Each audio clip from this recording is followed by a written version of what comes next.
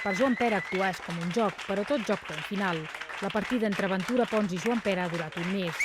Pons i Pere havien treballat junts al teatre, però aquesta és la primera vegada que ho fan al cinema. Tot i un petit paper en una pel·lícula de José Luis Comerón ara fa 20 anys, aquest és el gran debut de Pere a la gran pantalla. Actor poc habituat a fer personatges dramàtics i absolutament transformat per l'oscaritzat equip de maquillatge del Laberinto del Fauno. Jo dic que ara, als meus 60 anys, començo una nova vida, una nova carrera, que de saber on em portarà.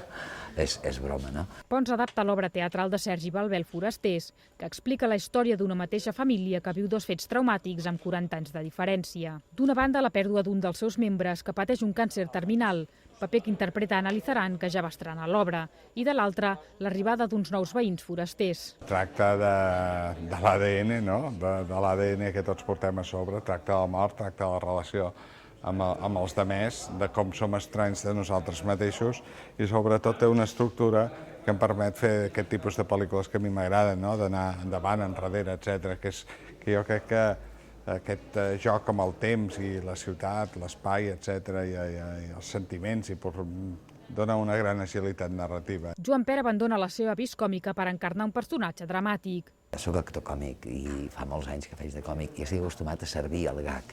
A servir el gag vol dir remarcar-lo, col·locar-lo, situar-lo, exagerar-lo fins a un cert punt, però sobretot donar-lo, no? I aquí no, aquí és al revés. La gent ha d'entrar dintre de la meva intimitat i això és el que hem procurat, no? Però a més de la novetat de veure Pere al cinema i de veure'l fer un paper dramàtic, un altre dels al·licients és contemplar-lo com un home de 54 anys i com un ancià de 94, gràcies a la transformació de DDT, l'oscaritzada empresa catalana d'efectes de maquillatge.